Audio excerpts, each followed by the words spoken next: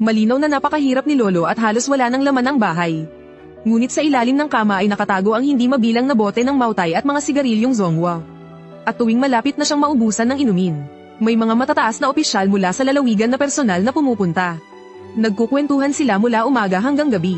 Sa tuwing umaalis ang mga opisyal na ito, kinabukasan, may isang napakalaking kasong gamulat sa buong bansa ang nalulutas. Pakiramdam ko, ang paglutas sa mga kasong ito, ay may hindi mapaghihiwalay na ugnayan kay Lolo. Ngunit hindi siya kailanman nagbunyag ng kahit isang salita sa akin. Dahil sa koneksyon ni Lolo ay nakinabang ang buong angkan. Isang beses nang magnegosyo ang tiyahin ko sa ibang lugar. Hindi sinasadyang nawala ang isang truck ng kalakal. Isang araw lang ang ginugol ng pulis. At maayos na ibinalik ang truck. Kahit noong kumuha ako ng exam sa high school at kulang ng mahigit 40 puntos. Sa huli ay natanggap pa rin ako sa isang key high school. Ngunit hindi pa rito nagtatapos ang kakayahan ni Lolo. Noong ako ay 12 taong gulang, naghanda ang bayan na magtayo ng isang malaking kalsada. At ang kalsadang ito ay dadaan mismo sa aming lumang tahanan ng pamilyang Song.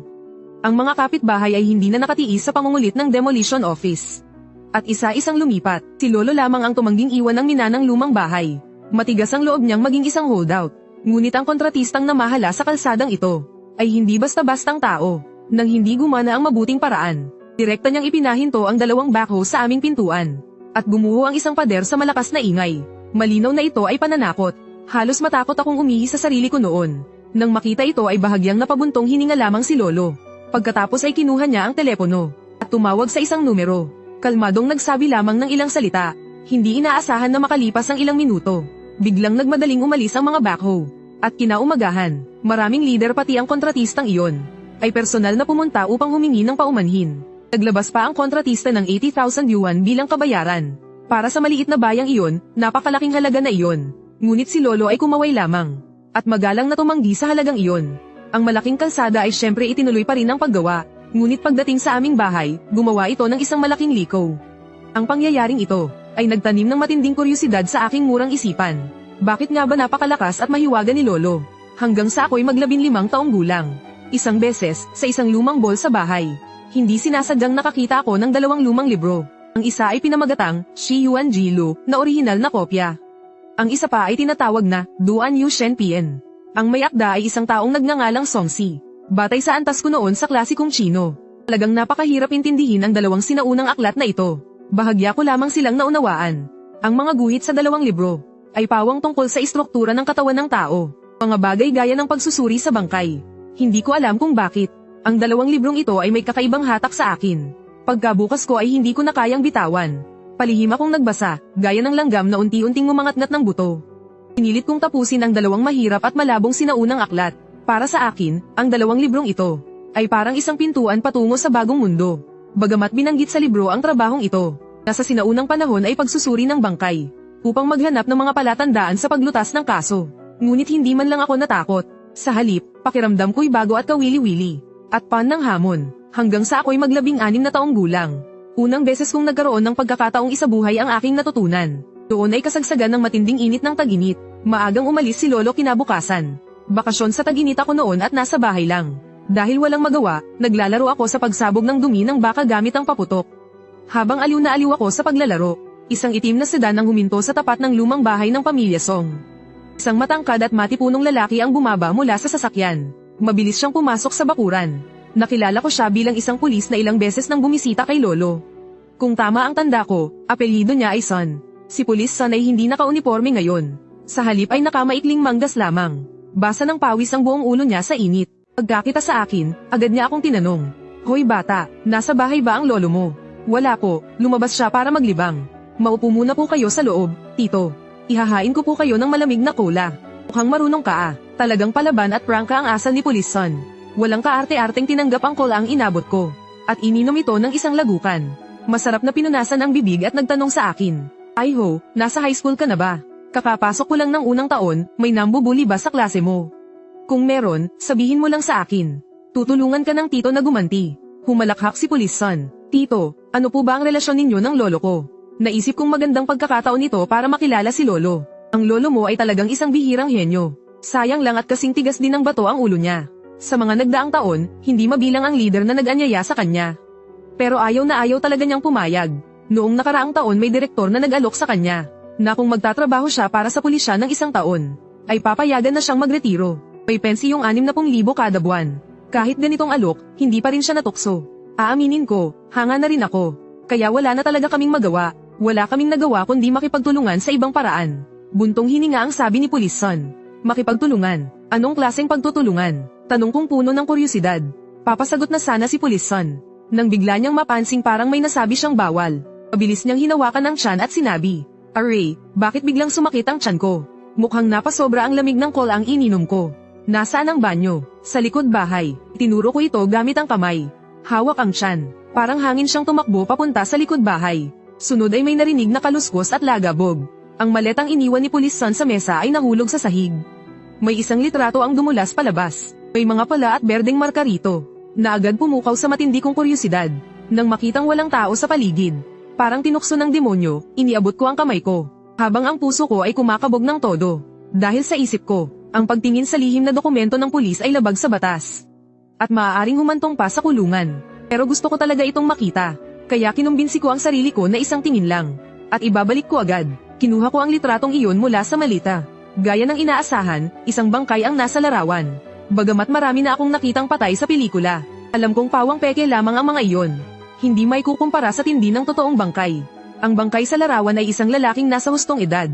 Naka-Amerikana siya. Ang puting polo niya ay nabahiran na ng pulang dugo.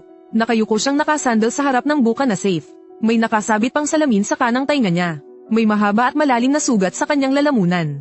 Doon nagmula ang pag-agos ng dugo. At sa paligid ng bangkay ay nagkalat ang napakaraming salapi. Marami rin sa mga ito ang may bahid ng dugo. Lubos na nahatak ang aking paningin sa laman ng larawan. Hindi man lang ako nakaramdam ng takot. Sa halip ay may pigil na pananabik. Parang gutom na tao na nakakita ng masarap na pagkain. Parang manyak na nakakita ng magandang babae. Nakaramdam ako ng hindi maipaliwanag na kasabikan. Habang ako'y lubos na nakatutok, biglang may isang malaking kamay ang umabot mula sa likuran.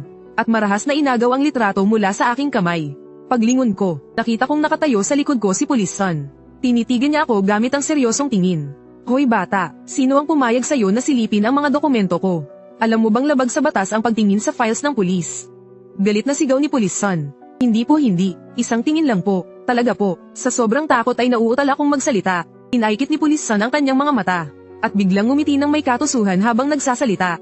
"Ganito na lang, susubukin kita. Kapag nasagot mo, kalimutan na lang natin ito. Pero kung hindi mo masagot, huwag mo akong sisihin kung yayayain kitang uminom ng tsaa sa presinto." Pagkasabi niya noon, sa halip ay gamaan ang loob ko. Dahil halos nahulaan ko na kung ano ang itatanong niya. At gaya ng inaasahan, matapos akong tumango bilang pagsang-ayon, itinanong sa akin ni Police Son, "Sa tingin mo, anong sandata ang ginamit sa pagpatay sa lalaking ito?" Muli kong kinuha ang larawan. At muling sinulyapan. Pagkatapos ay buong katiyakang sinabi ko, "Ang sugat sa lalamunan ang mismong ikinamatay niya. Batay sa hugis ng sugat. Ito ay sanhi ng matalim na bagay na may mga gilid. Ngunit kung kutsilyo o 7 talim na sandata lang. Sa tingin ko'y hindi mo na ako tatanungin pa ng ganito. Kaya tiyak na kakaiba ang ginamit na sandata." Naging interesado si Police Son. "Kung ganoon, sabihin mo nga, ano talaga ang sandata?" Sa totoo lang, malinaw ito. Nasa mismong larawang ito ang sandata. Pagkarinig nito, tinitigan ni Police Son ang larawan at kumurap. "Sinasabi mong nasa larawang ito ang sandata. Nagbibiro ka ba? Ako mismo ang lumahok sa investigasyon ng kasong ito. Halos sinuyod na namin ang buong pinangyarihan. Pero wala kaming nahanap na sandata. Sa totoo lang, nahuli na ang salarin. Kung hindi lang dahil hindi pa nakita ang sandata." Bigla siyang napatigil sa pagsasalita. At bahagyang umubo. "Tigilan mo na ang paligoy-ligoy, sabihin mo na. Ano ang sandata?" "Ang mismong mga perang nasa sahig." Direkta kong sagot. Nagulat si Police Son at paulit-ulit na kumurap. "Pera? Paano mangyayari iyon? Bakit hindi posible na ang isang bungkos ng bagong pera ay mahigpit na atali ng magkakasama? Ang talam ng mga gilid ay sapat upang magdulot ng ganito kahaba at kalalim na sugat. Pagkatapos ay ikalat ang mga ito sa pinangyarihan ng krimen. Kaya tuluyang naglaho ang sandata." Sagot ko. Napasinghap si Police Son sa gulat. At hindi napigil ang itaas ang hinlalaki sa akin. "Astig, karapat-dapat kang apo ni Song Jiaolin." Palagi niyang sinasabi sa akin na hindi na muling magkakaroon ng investigador ang pamilyang Song. Yun pala'y lihim kanyang hinuhubog. Mukhang may magmamana na ang pamilya Song. Talagang napakaganda nito. "Son Lauho, ano bang sinasabi mo? May magmamana na raw." Sa sandaling iyon, isang boses ang biglang nagmula sa labas ng pinto. Paglingon ko, nakita kong nakatayo roon si Lolo. Agad akong kinilabutan sa takot. Dahil kailanman ay hindi niya ako pinapayagang humawak sa mga bagay na iyon. Lalo na't hindi niya alam na palihim kong binasa ang 2 ipinagbabawal na aklat. Dahan-daang inilipat ni Lolo ang madilim niyang tingin mula kay Police Son. patungo sa akin, at tila may naunawaan ako. Sa sandaling iyon, talagang labis ang takot ko. Nakatalikod ang mga kamay ni Lolo habang dahan-dahan siyang pumasok sa loob. At tinanong si Police Son, ano raw ba ang pinag-uusapan ninyo kanina? Desperado akong nagsenyas kay Police Son na huwag magsalita, pero ang tiyong ito'y sadyang walang pakiramdam. Hindi lang niya ikinwento ang buong pangyayari. Pinuri pa niya ako ng todo. Matandang Song, napakahusay talaga ng panganay mong apo. Ang kasong ito'y tumagal na ng ilang linggo. Halos hukayin na namin ang buong lugar. Pero hindi pa rin namin nakita ang sandata. Isang tingin lang niya sa larawan, ay agad niyang nakita ang susi ng kaso. Malayo ang mararating ng batang ito sa hinaharap, sa tingin ko. Pagkatapos ng high school, huwag na siyang magkolehiyo. Sa panahon ngayon, napakaraming graduate. Pagkatapos magtapos, wala ring trabaho. Mas mabuti pang magsulat ako ng rekomendasyon. At ipasok siya diretso sa Police Academy. Kung ginto ka, tiyak nakikinang ka. Hindi ba tama ako? Ikanaway lang ni Lolo ang kamay niya. At malamig na sinabi, masyado mo lang siyang pinupuri. Nagbasa lang naman siya ng ilang lumang aklat na iniwan ng mga ninuno. Isang munting pagpapakitang gilas lamang iyon. Bukod pa rito may 8 salitang sinaunang aral ang pamilya Song. Hindi maging opisyal, hindi pumasok sa politika. Maging matalino at pangalagaan ang sarili. Itigil mo na ang munting balak mo. Hindi ko ipagkakatiwala sa iyo ang batang ito. Pagkasabi nito sinulyapan niya ako ng malamig na tingin. Natakot ako at agad yumuko. Bumantong hininga si Official Son at nagsabi, matandang Song, sobra ka namang matigas ang ulo. Hindi ba ikaw ay nakulong lang ng 3 taon noon? Hindi ba matagal nang nalinis ang pangalan mo? 21 siglo na ngayon. Ano pa bang sinaunang aral? Talagang isa kang matigas na matanda. Pagkasabi nito tinapak niya ang balikat ko. Sinusubukang kumbinsihin ako. Bata, kapag lumaki ka gusto mo bang maging pulis? Sumama sa tiyuhin mo sa paghuli ng masasama. Sa harap mismo ni Lolo. Hindi ako nangangahas. Mariing umiling. Nagsalita si Lolo. Sanlaw hindi mo nauunawaan ang mga usapin ng pamilya Song. Sa buong buhay ko wala akong ibang hangad. Umaasa lamang akong mamuhay ng payapa ang aking mga salinlahi. Huwag nang pumasok sa mga mapanganib na hanap buhay. Kung wala nang iba mangyaring umalis ka na. Kung hindi ay huwag ka nang babalik sa pintuang ito. Nilunok muli ni Official Son ang mga salitang nais niyang sabihin. Kinuha ang malita at nagsabi, sige matandang Song, mauuna na ako. Babalik ako kapag may kaso muli. Pagkaalis ng sasakyan ni Official Son, biglang bumigat ang hangin sa sala. Umupo si Lolo sa silyang pangmatanda, hawak ang tasa ng tsaa. Nakatayo ako sa harap niya na labis na kinakabahan. Kaya nga gaano na karami ang nabasa mo sa 2 aklat na iyon? Tanong niya. Pautal-yutal akong sumagot, nabasa ko na ang lahat. Hindi lang basta nabasa, kabisado ko na rin. Dahil wala namang ibang babasahin sa bahay. Ang 2 librong iyon binabalikan ko tuwing may oras. Halos masira na sa kakabuklat ko. Pagkatapos marinig iyon, nahulog sa sahig ang tasa ng tsaa sa kamay niya. Nagulat siyang nagtanong, yang lubos mo na bang naunawaan ang nasa libro? Halos ganoon, nahihiya kong inamin. Karapat dapat kang anak ng pamilya Song. Pagkasabi noon muling umiling si Lolo. Ang kakaibang reaksyon niya ay ikinagulat ko. Akala ko ay pag-alitan niya ako ng todo. Ngunit hindi niya ginawa, kalaunan ko lang naunawaan. Napakasalimuot ng damdamin ni Lolo noon. Masaya siyang may magmamana ng lihim na kaalaman ng pamilya Song. Ngunit natatakot siyang tahakin ko ang landas na dinaanan niya. At tuluyang mapahamak, malalim na napabuntong hininga si Lolo. Kapalaran nga ay mapaglaro. Pagkatapos ay tumayo siya nang hindi man lang tumingin sa akin. Nakatalikod ang mga kamay at bumalik sa silid aklatan. Ako ay parehong nagulat at nakahinga ng maluwag. Hindi na ba ako papaluin ni Lolo? Sa gabing iyon, bigla akong ginaising ni Lolo. Pinagsuot niya ako ng damit at sinabing sumama sa kanya. Litong-lito akong nagbihis at lumabas sa bakuran. Inihagis ni Lolo sa akin ng isang piko. Pagkatapos ay tahimik siyang naglakad palabas. Mahigpit akong sumunod sa likuran. Hindi kalakihan ang bayang tinitirhan namin. Sa timog ay puro liblib at masukal na lugar. Walang buwan noong gabing iyon. Kaunti rin ang mga bituin. Naglakad si Lolo sa tahimik na kakahuyan ng kastanyes. Tanging kaluskos ng mga dahon sa aming mga yapak ang maririnig. At pati ang kakaibang huni ng hindi malaman na hayop sa loob ng gubat. Nakakapangilabot sa pakiramdam. Hindi nagtagal ay natawid namin ang gubat. At nakarating sa isang tigang na lupain. Sa pagmamadali ay may natapakan akong bagay. Pagtingin ko ay malinaw na buto iyon ng patay. Matagal nang nakabilad sa labas. Binabad ng araw at ulan. Kaya ito ay umitim na. Doon ko lang biglang naalala na ang lugar na ito ay libingan ng mga hindi kilala. Ayon sa sabi-sabi noong huling taon ng dinastiyang Ming, may pangkat ng mga tulisan na naghari rito. Pumatay ng walang awa, at itinapon lang dito ang mga bangkay. Sa paglipas ng panahon, naging isang malas na lugar ito. Madalas may mga kakaibang pangyayari. Nakita ko sa paligid ang mga berdeng liwanag na parang may at wala. Parang mga multong umiikot sa akin.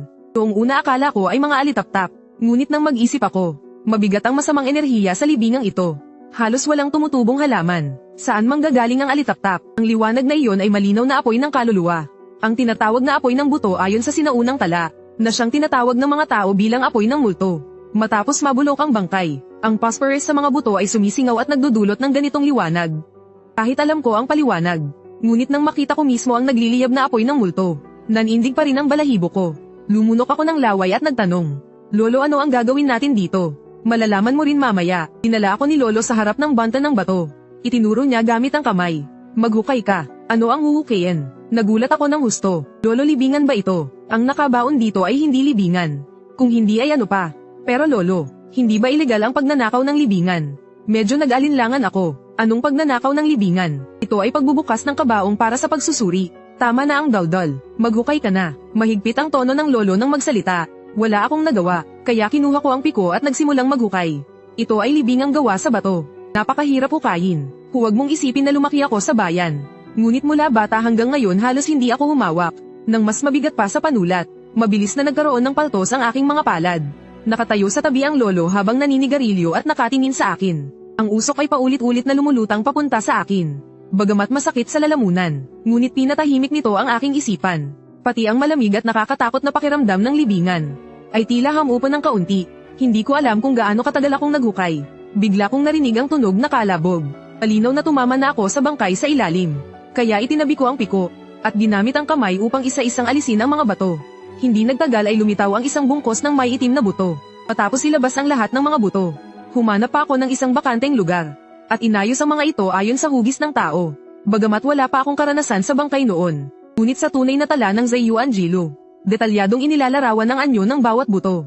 Kaya hindi nagtagal ay nabuo ko ang buong balangkas. Ngunit habang patuloy kong inaayos, bigla kong naramdaman na may mali. Habang iniisip ko kung saan banda mali ang balangkas na ito, nagsalita si Lolo. "Yang suriin mo kung ano ang ikinabubuhay niya noong nabubuhay pa. At kung paano siya namatay. Kung lalaki ba o babae at kung babae. Kung nanganak na ba siya. Ilang taon siya nang mamatay. Kung anong sakit ang tinamo niya noong nabubuhay pa.